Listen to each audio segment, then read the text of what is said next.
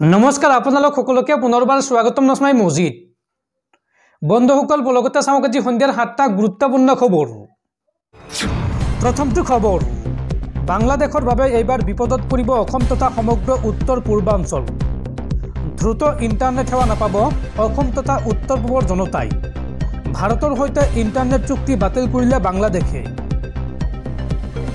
বাংলাদেশৰ বাবে এইবাৰ বিপদত পৰিব অসম।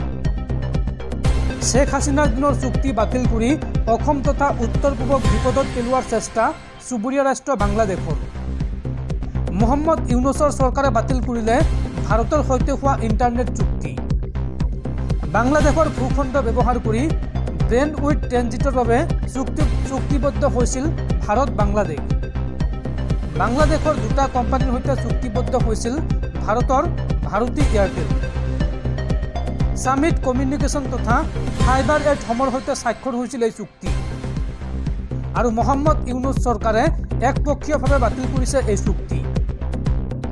ভাৰতী এয়াৰটেলে বাংলাদেশৰ আগৰতলা সংযোগী আখাউৰাত ইণ্টাৰনেট চাৰ্কিট স্থাপনৰ সিদ্ধান্ত লৈছিল, কিন্তু এই সিদ্ধান্ত এতিয়া বাতিল কৰিবলগীয়া হৈছে, কিন্তু বাংলাদেশ চৰকাৰে ভাৰতৰ সৈতে থকা ইণ্টাৰনেট চুক্তি বাতিল কৰিছে, যাৰ বাবে এতিয়া বিপদত পৰিব পাৰে অসমৰ লগতে সমগ্ৰ উত্তৰ পূৰ্বাঞ্চল। পৰৱৰ্তী খবৰ, কম দামত বাইক লাগে নেকি আপোনাক? মাত্ৰ 1000 টকাতে লাভ কৰিব বাইক। আৰক্ষীয়ে নিলামৰ বাবে সাজু হৈছে 177খন দুচকীয়া বাহন। যদি আপুনি ৰেহাই মূল্যত বাইক কিনিম বুলি ভাবিছে তেন্তে পলম নকৰি আহক গোলাঘাট জিলালৈ। কম দামত আপোনাক লাগিব নেকি দুচকীয়া বাহন? কম মূল্যত লাভ কৰিব আপোনাৰ পচন্দৰ দুচকীয়া বাহনখন। গৰাকীবিহীন আৰু জব্দকৃত বাহন নিলাম কৰা হৈছে। 177খন দুচকীয়া বাহনৰ নিলাম কৰা হ'ব ৰাইজৰ বাবে। নিলামৰ বাবে ধাৰ্য কৰা বাহনসমূহৰ নিম্নতম মূল্য 1000 টকা। 10 ডিচেম্বৰৰ দিনা 1 বজাৰ পৰা মুকলি হ'ব এই নিলাম প্ৰক্ৰিয়া আৰু 12 ডিচেম্বৰ পৰ্যন্ত চলিব এই নিলাম। স্কুটিৰ পৰা বুলেটলৈকে কম মূল্যত আপুনি ক্ৰয় কৰিব পাৰিব বাহন।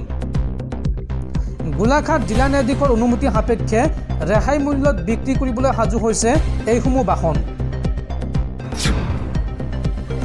পৰৱৰ্তী খবৰ, গোমাংস নিষিদ্ধকৰণৰ সিদ্ধান্ত চৰকাৰৰ স্বৈৰাচাৰী সিদ্ধান্ত। একনায়কত্ববাদী চৰকাৰেহে এনে সিদ্ধান্ত গ্ৰহণ কৰিব পাৰে আৰু বিজেপি কৰা মুছলমানসকল কেতিয়াও প্ৰকৃত মুছলমান হ'ব নোৱাৰে। প্ৰকৃত মুছলমানসকলে আজিয়ে বিজেপি দল ত্যাগ কৰক। এই মন্তব্য সৌদ অসম সংখ্যালঘু ছাত্ৰ সন্থা চমুকৈ আমচুৰ উপদেষ্টা আইনুদ্দিন আহমেদৰ। গোমাংস নিষিদ্ধকৰণৰ সিদ্ধান্ত চৰকাৰৰ স্বৈৰাচাৰী সিদ্ধান্ত। একনায়কত্ববাদী চৰকাৰেহে এনে সিদ্ধান্ত গ্ৰহণ কৰিব পাৰে। ধৰ্মীয় পৰম্পৰাত আঘাত সানিছে হিমন্ত চৰকাৰে। এটা জাতিয়ে কি খাব সেই সিদ্ধান্ত লোৱাৰ অধিকাৰ হিমন্ত চৰকাৰৰ নাই। হিন্দু মুছলমানৰ মাজত বিভাজন কৰি ৰাজনীতি কৰিব বিচাৰিছে হিমন্ত বিশ্ব শৰ্মাই। প্ৰতিশ্ৰুতি প্ৰদান কৰিব নোৱাৰা চৰকাৰে ইছ্যু ডাইভাৰ্ট কৰিব বিচাৰিছে। বিজেপি দল মুছলমান বিৰোধী দল। বিজেপি কৰা মুছলমান প্ৰকৃত মুছলমান হ'বই নোৱাৰে। 2026ৰ নিৰ্বাচনত বিৰোধী শক্তি একত্ৰিত হৈ বিজেপিক প্ৰতিহত কৰক।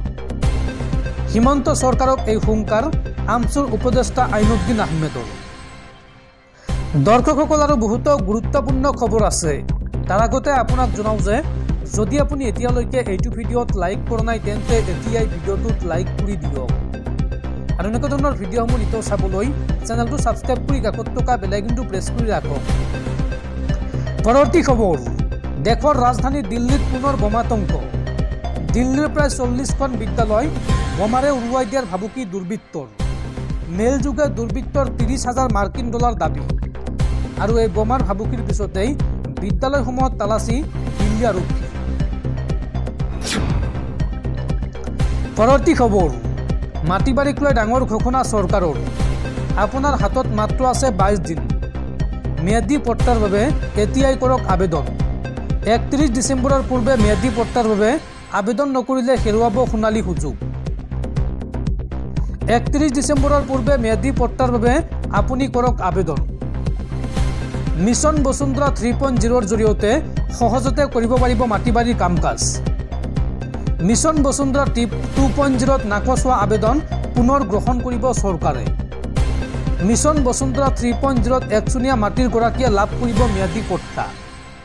মিছন বসুন্ধৰা 3.0 আবেদন কৰিলেই লাভ কৰিব মাটিৰ পট্টা। ভূমি পট্টা পোৱাৰ ক্ষেত্ৰত আগতকৈ বহু চৰ্ত শিথিল কৰিব চৰকাৰে। পৰিয়ালৰ মাজত থকা মাটি বাৰী সমস্যা দূৰ কৰিব চৰকাৰে। দূৰ হ'ব মাটি বাৰীক লৈ থকা ভাই ককাইৰ মাজৰ কাজিয়া। এজমালি পট্টা ভাঙি ব্যক্তিগতভাৱে ভগাই দিয়া হ'ব পট্টা। ভূমিৰ মালিকী স্বত্বৰ বাবে এইসকলক নালাগে 3টা প্ৰজন্মৰ প্ৰমাণপত্ৰ। অনুসূচিত জাতি, জনজাতি আৰু চাহ জনজাতিক নালাগে 3টা প্ৰজন্মৰ প্ৰমাণপত্ৰ। লগতে আদিবাসী, গোৰ্খা আৰু কোচ ৰাজবংশীক 3টা প্ৰজন্মৰ প্ৰমাণৰ পৰা ৰেহাই দিয়া হৈছে আৰু বাকীসকলক 3টা প্ৰজন্মৰ প্ৰমাণপত্ৰ দিলেহে মাটিৰ পট্টা লাভ কৰিব। পৰৱৰ্তী খবৰ, গৃহযুদ্ধত জৰ্জৰিত চিৰিয়াৰ ৰাষ্ট্ৰপতি দেশ এৰি পলাই গ'ল ৰাছিয়ালৈ। ৰাছিয়াই সহায় কৰিলে চিৰিয়াৰ ৰাষ্ট্ৰপতিক আৰু বৰ্তমান ৰাছিয়াত আশ্ৰয় গ্ৰহণ কৰিছে চিৰিয়াৰ ৰাষ্ট্ৰপতি বছৰ আল আছাদে। আৰু এই সন্দৰ্ভত আমেৰিকাক নীতি শিক্ষা ৰাছিয়াৰ ৰাষ্ট্ৰদূতৰ। ৰাছিয়াৰ ৰাষ্ট্ৰদূতৰ মন্তব্য, বন্ধুক কেতিয়াও বিপদত নেপেলায় ৰাছিয়াই। বন্ধুক কেতিয়াও বিপদত নেপেলায় ৰাছিয়াই। আমেৰিকা আৰু ৰাছিয়াৰ মাজত এয়াই পাৰ্থক্য। চিৰিয়াৰ ৰাষ্ট্ৰপতি বছৰ আল আছাদৰ কাষত থিয় হৈছে এইবাৰ ৰাছিয়া। গৃহযুদ্ধৰ ফলত প্ৰাণ বচাই দেশ এৰি পলায়ন কৰিছিল চিৰিয়াৰ ৰাষ্ট্ৰপতিয়ে। দেশ এৰি ৰাছিয়াত পৰিয়ালসহ বৰ্তমান শৰণ লৈছে চিৰিয়াৰ ৰাষ্ট্ৰপতিয়ে। আৰু এই সন্দৰ্ভত ৰাছিয়াৰ ৰাষ্ট্ৰদূতৰ টুইট, বিপদত পৰা বন্ধুৰ সংগ কেতিয়াও ৰাছিয়াই ত্যাগ নকৰে, এইবুলি উল্লেখ কৰিছে টুইটত ৰাছিয়াৰ ৰাষ্ট্ৰদূতে। উল্লেখযোগ্য যে চিৰিয়াত সেনা আৰু বিদ্ৰোহী গোটৰ মাজত বৰ্তমানৰ সংঘৰ্ষ অব্যাহত আছে। পৰৱৰ্তী খবৰ, 2026 বিজেপি বিৰোধী শক্তি একত্ৰিত হ'ব আৰু হিমন্ত বিশ্ব শৰ্মাৰ অত্যাচাৰী শাসনৰ পৰা মুক্ত হ'ব অসম। এই মন্তব্য সাংসদ ৰকিবুল হুছেইনৰ। 2026 বিজেপি বিৰোধী শক্তি একত্ৰিত হ'ব ৰাজ্যত। হিমন্ত বিশ্ব শৰ্মাৰ অত্যাচাৰী শাসনৰ পৰা মুক্তি হোৱাৰ সংকল্প লৈছোঁ। অসমৰ বিভিন্ন স্থানলৈ গৈ হিমন্ত বিশ্ব শৰ্মাৰ ভাঙোনমুখী ছদ্মবেশী ৰূপ ৰাইজৰ ওচৰত দাঙি ধৰিম। হিমন্ত বিশ্ব শৰ্মাই সকলোবোৰ দুখ মোক দিব বিচাৰিছে। অসমৰ ভিতৰত আটাইতকৈ ডাঙৰ সমস্যা হ'ল হিমন্ত বিশ্ব শৰ্মা। হিমন্ত বিশ্ব শৰ্মাই পুলিচ আৰু ৰঙা চকুৰে ৰাজত্ব কৰিব বিচাৰিছে। কোনে কি খায়, কোনে কি নাখায়, তাত আপোনাৰ কি আহে যায়? 25 লাখকৈ বছৰি চাকৰি দিম বুলি কোৱা প্ৰতিশ্ৰুতি পূৰণ কৰিলেনে নাই মুখ্যমন্ত্ৰীয়ে? মূল্যবৃদ্ধি ৰোধ কৰিম বুলি প্ৰতিশ্ৰুতি দিয়া মুখ্যমন্ত্ৰীয়ে মূল্যবৃদ্ধি ৰোধ কৰিলেনে নাই? প্ৰত্যেকজনী মহিলাক লাখপতি বনাম বুলি কৈছিল, কিন্তু এতিয়া কি হ'ল? হেলিকপ্টাৰত উঠিবলৈ ধাৰ লৈ ফুৰিছে মুখ্যমন্ত্ৰীয়ে। স্মাৰ্ট মিটাৰৰ প্ৰকোপত ৰাইজ এতিয়া থাকিব পৰা নাই। আজি আদিবাসী লোকসকল মুখ্যমন্ত্ৰীৰ লগত নাই। আহোম, মৰাণ, মটক, চুতীয়া, কোচ ৰাজবংশীসকল মুখ্যমন্ত্ৰীৰ লগত নাই। চামগুৰি নিৰ্বাচনে মুখ্যমন্ত্ৰীৰ কাল হ'ল।